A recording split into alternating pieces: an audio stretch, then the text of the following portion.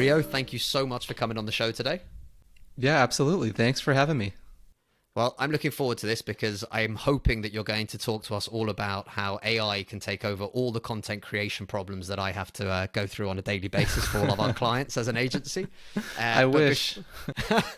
I think we all do. Well, especially the people that own a platform or that have built one. But before we get into that, before we jump in, can you tell us a little bit about who you are today and also a little bit about the journey of how you got here? Yeah, absolutely. So my name's Rio. My story started about a decade ago, but basically, I was still an undergrad in college, started a marketing technology company called Tint, and it was a company that aggregated social media for big brands and businesses. Basically, if you log into say Crate and Barrel and you see Instagram photos for their products, we had a tool that basically did that. But before we were able to get that off the ground, we raised some seed funding. We tried every growth marketing tactic that we could think of, from engineering viral social media posts to doing press releases and guerrilla marketing, but nothing was really working for us. And with 3 months of runway left, I learned SEO sort of on a whim as a last minute Hail Mary, and it ended up being what got us to get our initial traction and grow. And over the course of 6 or 7 years, we really honed in on how to create a scalable content creation process that led to growth, and we were able to grow that company to around 40 people and sold it in 2018. And after we sold it, our question was, what do we work on next? And so for our second venture, I started this company called Topic, and essentially it takes all the knowledge that we built up over that time and built a product around it so that other marketers could take advantage of all of the things that we learned and apply that so that they could scalably create content that actually had a chance of ranking. So, yeah, This that's is me. awesome. So there's a lot of people out there that obviously SEO is a term that gets bounded around a lot, and people know probably about the top 5%, right, of what SEO is and what they should be doing. So obviously creating content to try and get found on search engines. It's quite a complicated process, right? Once you've got your kind of checklist, tick box kind of way of doing things, that's one part. But actually, it's a complicated process to figure out what that keyword should be in the first place, what you want to try and write about, and how you have to write that content, then optimizing that content once it's on a website, then backlinks and all these other things. So how have you found that process, and how have you managed to sort of, I'm guessing, optimize or operationalize that process?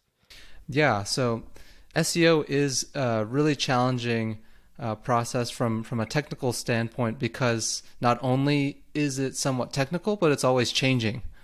But one thing that's constant is that Google is using user behavior to understand the quality of content and user engagement signals. And so what that means is that nowadays, at least, it's all about optimizing for the user rather than helping Google pick up on your content. Google can pretty easily find your content nowadays, even if it's not specifically tailored. But if users aren't having a good experience with it, then that's what's going to cause it to not rank as much. And so as a result, doing the research necessary to identify all the things that your audience cares about is an essential part of the content creation process. And that research is typically what the bottleneck is, because it takes so much time to comb through the top results and open those up in new tabs and in an ad hoc way identify the different headings and questions that show up in other top ranking articles. All of that takes so much time that marketers end up skipping that process or doing a haphazard job there. And so our product basically is a tool built around just that part of the process, is helping you identify exactly what headings to use and what questions to answer and what to include in the body of the article, so that you as the marketer can focus in on figuring out what the narrative you want to tell is and how you actually want to what the angle is for your article rather than the rote research. And so typically customers using our product end up doubling their content output while increasing their content quality, which is a major win for the end result, which is the amount of leads that you can attract using content. This is really interesting, right? Because I think for me anyway, it's a long-term battle, right? Search engine optimization, sorry. There are no quick wins, I don't think, personally. But like you've mentioned, the process can be so soul destroying. Am I going too far? No, that is what our customers tell us. So Well, this is the thing, right? It can be so soul destroying because you do all this research and you look into SEO and focus on one keyword and then make sure it's on here and it's in here and it's there and you've used it 3, 4, 5 times depending on the length of your content. And people do all these things and it takes time. And if you do this times 10, 15, 20 articles, it's a huge amount of time.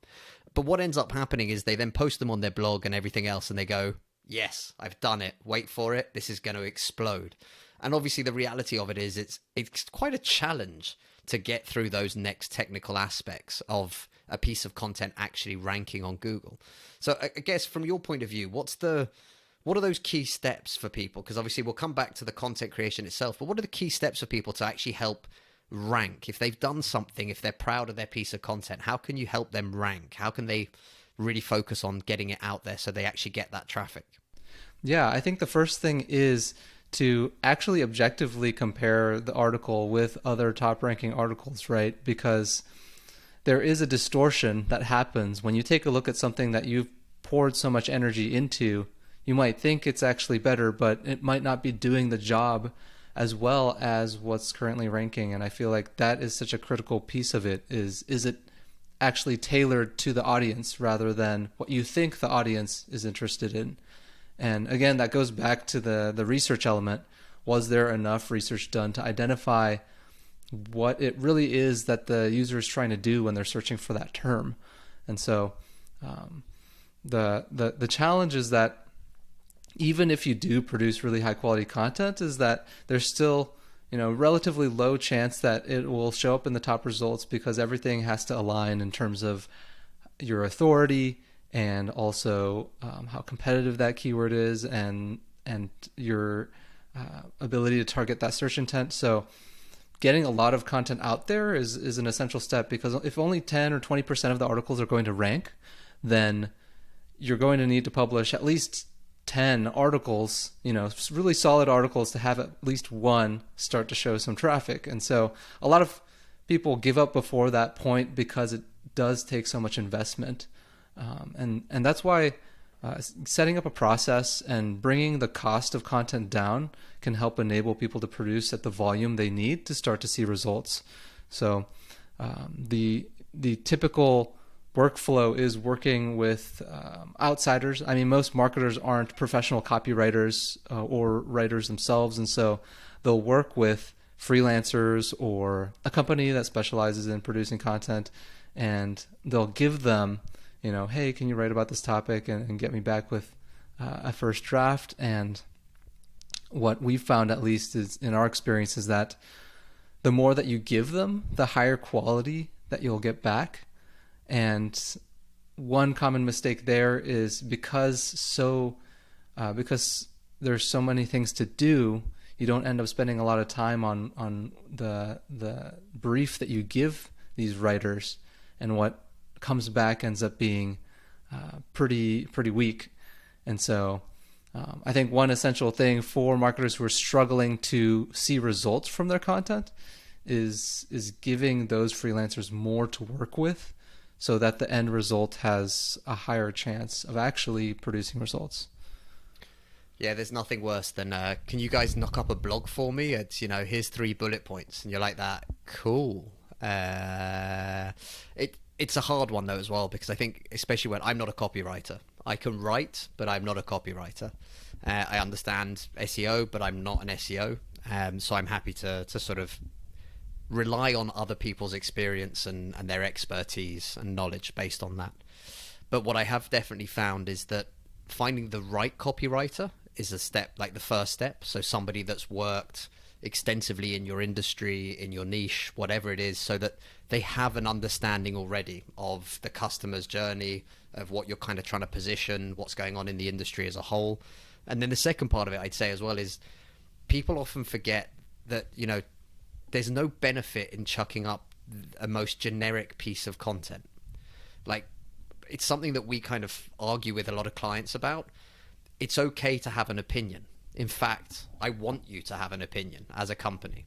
So yes, if it's a guide or something like that, it's a step-by-step process. But if you're writing a piece of content as a company, having what you believe and how you feel about it, or what your point of view on that is, for me isn't a negative. And I think it helps with the content creation process, so that you have, one, a bit of uniqueness to it, but also two, you have a more engaging story for other people when they do read it. And like you said, right, Google is looking at this user engagement side of things.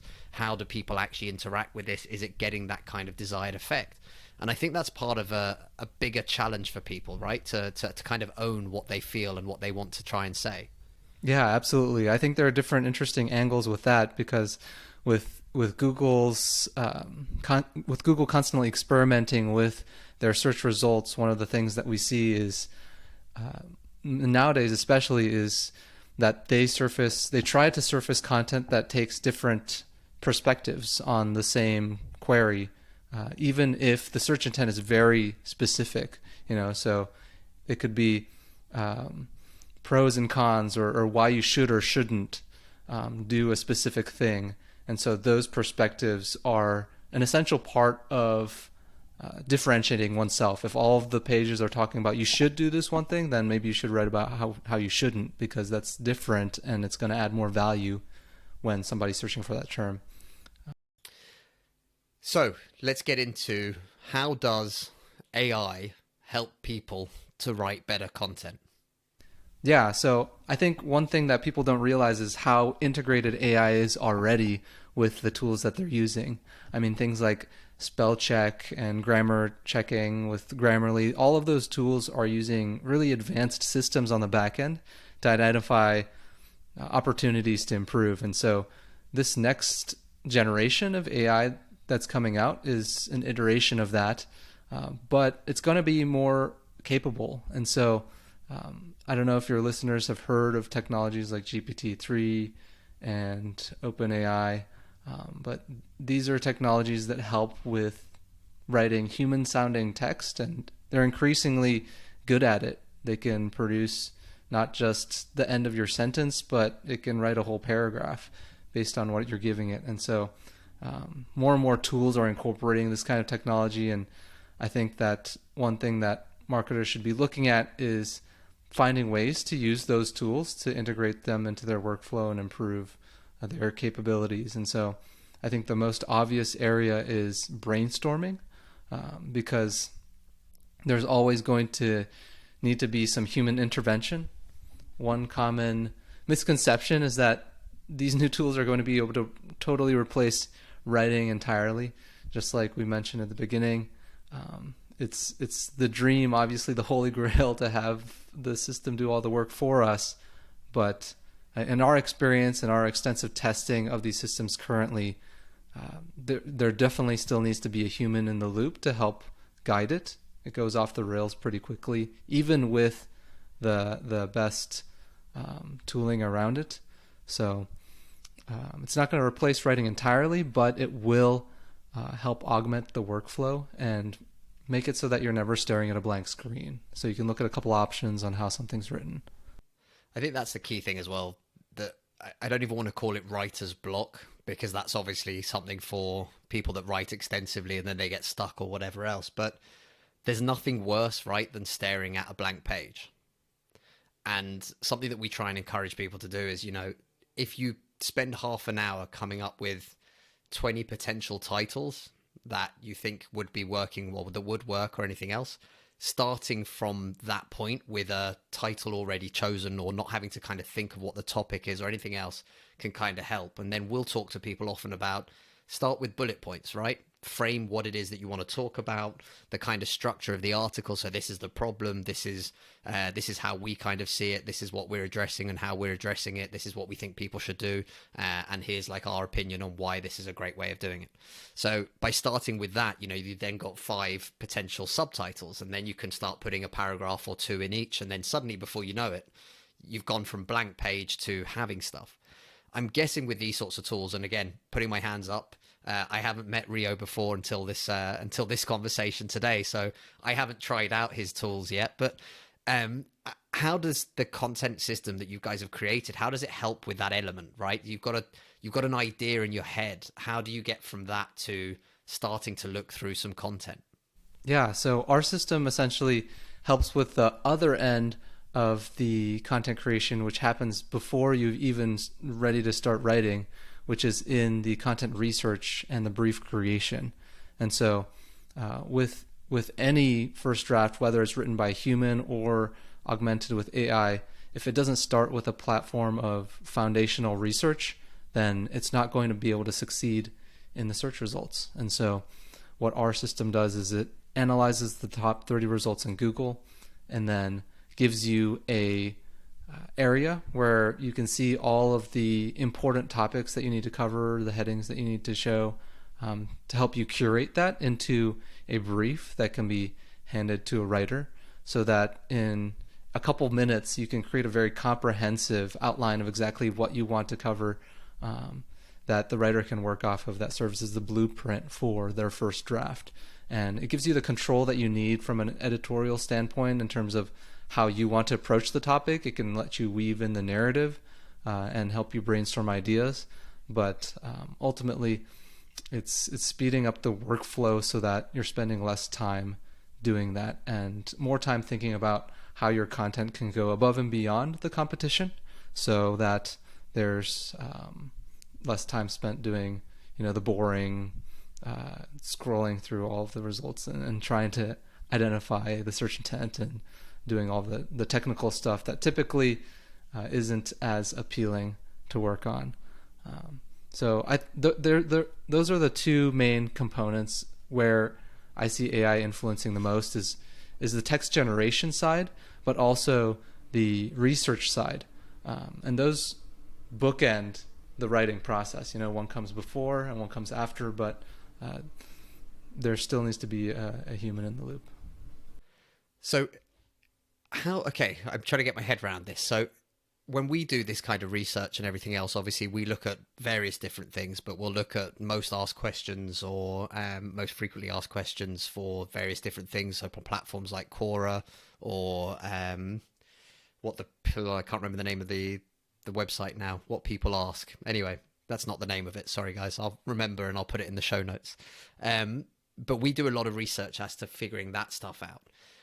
Are you saying that your system, once I've got the idea, can then go and search for it? Or can you actually help with brainstorming the ideas around that idea, or what the better versions of that could be, or things like that? Are you guys pulling SEO data, or are you just purely pulling the kind of breakdown of the written content? Yeah, so we're pulling in both the SEO data and the actual content that's showing up. And so in terms of the specific functionality, it can do things like rewrite a title for you, but come up with better titles than the one you've written.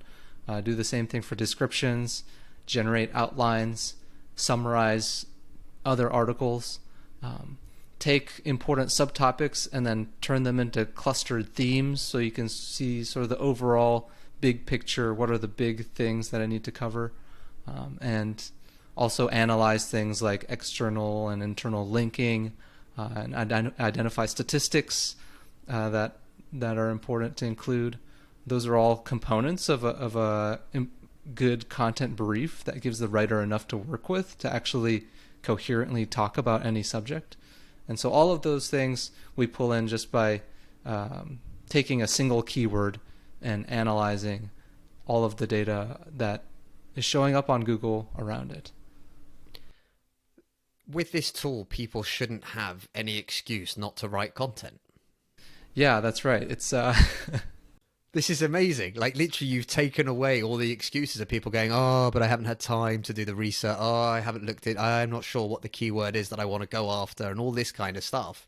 Like, this has got to be pretty powerful in the sense of, like you mentioned, you're really severely reducing the element of research, the time it takes to kind of burn away hours looking through these things if you're going to do it properly, to understand what people are doing, what people are writing about, how they're writing about it, difference of opinions, etc. This has got to really make that initial stage, like you said, a hugely faster, just massively faster process, right? Yeah, it's making it super simple to be able to get started and come out with a piece of content that actually has a chance of ranking. And you don't even need to use our paid tool to take advantage of the AI to start writing content. I think you mentioned the people also ask tool that you might be using, and we that might be our free tool actually. If you search people also ask in Google, we're the first result for a free tool that essentially extracts all of the questions from the people also ask box. And so that's our way of offering some of the functionality within our platform for free, just to illustrate how much it can streamline the process and make it easier to come up with what your audience is interested in learning about. So if anybody is interested in trying some of this out, if you search people also ask in Google and click on our link, the free tool, you'll be able to type in a query and it'll give you ideas on things to include and questions to answer in your next blog post. I will add a link to that in the show notes because I think this is something. It doesn't matter who I talk to, business owners that have been doing this for years, internet marketers, etc. It's still the biggest bane of everybody's existence. And I've seen it all from SEMrush tool, which I'm currently using, and I've spoken to a lot of people from SEMrush. This podcast isn't sponsored yet, but the tools are fairly complex and they take a large time investment. And I think that's always part and parcel of the problem, right? So small business owners, you're running 100 things. You're spinning plates, you're juggling balls, you're doing everything. You wear about 15 different hats, especially in those early days.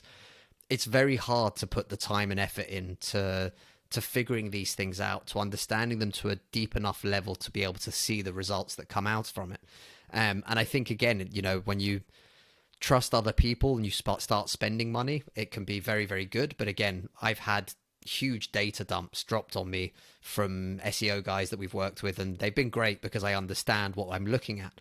But getting those kind of things and seeing, search difficulty or paid difficulty versus organic difficulties and seeing click-through rate numbers, one thing or another, a lot of people are just looking at this going, I just wanted to write a blog about what we do kind of thing. So I guess what's the easiest step as far as you're concerned right now for someone who knows that they should be creating content to try and help their business in SEO and basically getting started? What's the first crucial, easiest step that they can take today? I would say that even though it's so intimidating to look at SEO and see all the technical aspects and all the work that needs to go into having a larger SEO program, for most businesses, there's only a handful of keywords that are going to drive immediate value. And, it's the 80-20 rule, right?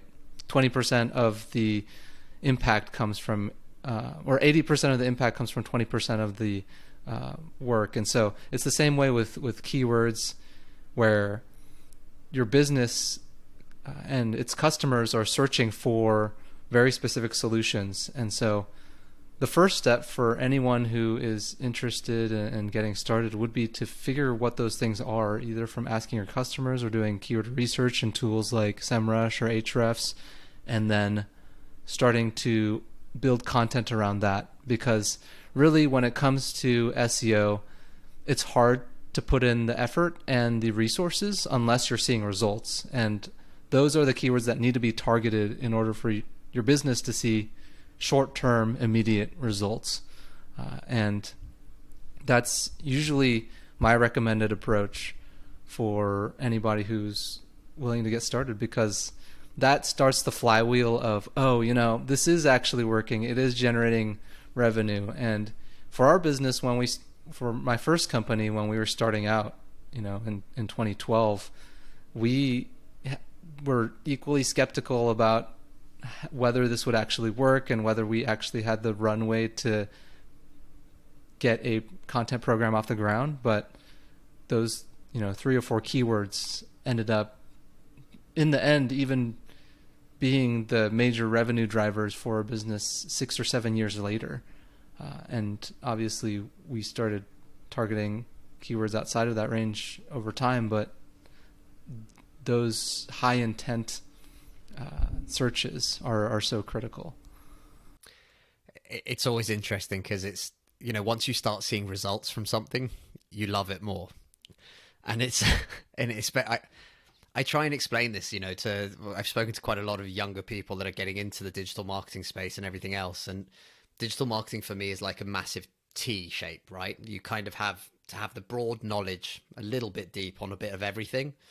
But then literally when you talk to someone who is T deep, as I say, like in terms of that bit there on SEO, you realize just how technical this stuff is, the amount of research that goes into it, but the technical side of it, the updates that happen on a very regular basis that change everything, and everything that goes on behind the scenes after that as well. So I think what you mentioned there, if you can start with 5-6 solid pieces of content, and or maybe even 10, and one of them actually starts to bring you results, that makes such a big difference. It helps people to kind of go, yeah, I could spend money on this, as opposed to, we have to be on social media. Let's spend money on it just because we have to be there. So we'll just kind of do the bare minimum, do what we need to do. And that's always a shame for me, because 90% of the time it doesn't generate results. People think it's a waste of money. They spend less and less on it, not realizing that, again, if it's not done in the right way, it's not going to bring results either, right? Definitely. There's that critical threshold that every business, if they want to get into this, needs to cross in order for it to be sustainable. And for SEO, like I mentioned before, it's a challenge because you need to produce the volume to be able to experiment and see what's going to actually stick. But at the same time, it needs to be not so many articles or not so much of a commitment that it's overwhelming and hard to even start, because it's easy to go into a keyword tool and see hundreds of keywords and get overwhelmed and be like, there's no way I can write content around all of that, and just say, I'll do that another day, or, I've already got my other channels. But it can be a real big opportunity, and looking at competitors is also a great way to kickstart that, because seeing how they're operating and what they're doing to generate business can be really eye-opening. When you see a competitor doing so much better than you in that space, then it can serve as sort of a point of reference. But yeah, besides that, I would say most companies who are just getting started working with a freelancer or an outsider, like you mentioned, finding a really good one can be hard, especially if you're in a niche domain. And so one thing that we have found is that even if you take a second-rate writer who might not be an expert in what you're selling, they can still produce pretty good content if you give them a detailed enough outline, and that way they can focus their energy on actually writing rather than figuring out what your product or service is. And so that's where our product, or doing the research manually, comes in, is being able to give them that body of work that they can work off of. Can be a way to get started without running into that barrier of, I have to find the perfect writer. How do I do that? Recruiting is so hard and time consuming equally as much as writing, so it's being able to choose any writer and then giving them enough to work off of, it tends to be a little bit less of a barrier than the actual recruiting and finding a great writer. I'm going to make one comment on this point, and you can tell me whether you agree or not.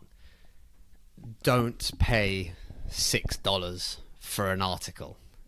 It's not going to be the best piece of writing you've ever read. Would you agree? Absolutely. Yeah. I mean, $100 an article for me is sort of the cutoff.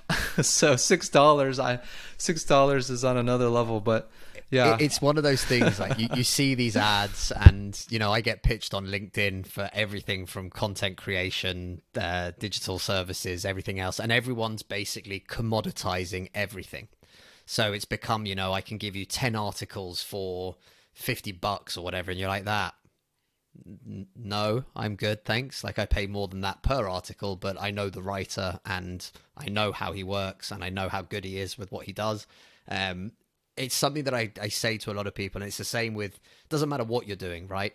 If you're going to make an investment, make sure you've done your research, you understand what the investment needs to be, but don't try and cheapskate it, because the only thing that will happen is you'll say that you lost money and it didn't work for you. And in reality, you just chose the wrong people. It's too cheap for solid SEO writing anyway, at least from my point of view. Anything at $10, $12, $15 an article, whatever it might be, it's not a lot of money. It's not enough money for somebody to spend an hour, 2 hours, 3 hours working on a solid piece of content for you. And again, I think that's true for whether it's SEO, where people are offering $150 packages. You're like that. The guys that I know in SEO charge 1,000 upwards, because the amount of time it takes for them to be able to really dig deep. The same with social media. Saying that, obviously that's my domain, but you know, the amount of clients that I've spoken to that have said, yeah, but my friend John's niece is doing social media for £300. Why would I pay you thousands? And you're like, that.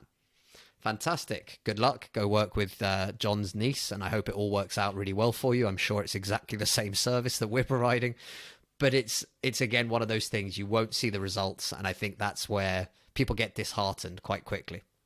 Absolutely. I think that the floor is really dropping out, especially with these AI assisted text generation systems and commodifying basic content. And what that's doing is not necessarily making it so that everybody can produce super high quality content. It's just making it really easy to produce low quality content. But it can also help you produce high quality content as well if you've got the resources to pay for somebody to actually massage that or use that as a brainstorming tool to actually write high quality content. And so, yeah, one way that I look at it is similar to paid search, where people are paying and bidding to rank at the top of the paid search results. People are investing money to create content to rank at the top of the organic search results.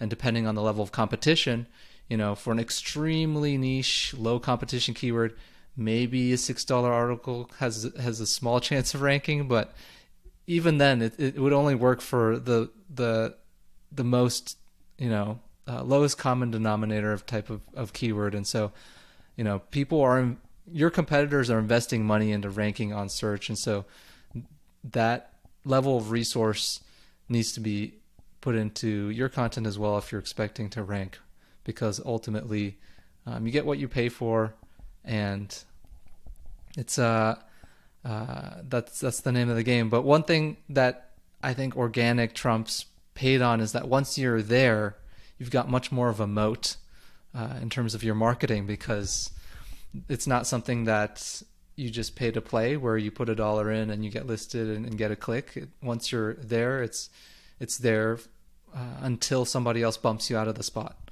So that makes it much more justifiable to put money in if you've got a chance, because the return on investment is so much higher. I couldn't agree more. Okay, before we wrap up, what's the one best tip? And this doesn't have to be focused around, you know, how to figure out what the best article brief would be, but what would be your one biggest tip for any small business owner out there? You've been in this position before. What's the number one tip for their digital marketing? Number one tip is to focus on optimizing for the user and not for Google, because ultimately that is what's driving Google's results. And a lot of the advice that you'll see out there and a lot of the blog posts and resources talk about the technical aspects of search optimization. A lot of that is outdated, and also a lot of that doesn't apply to the small business owner because they're not operating at the scale of other organizations. And so if you can build content around the user, then it has a better chance of ranking than getting all of the technical tidbits correct. Yeah. Thank you. And Ryo, where can people find you online? Yeah, so Topic, you can find me at usetopic.com, and that's the best place to find me. Fantastic. Ryo, thank you very much. Yeah, thank you, Chris. I appreciate it.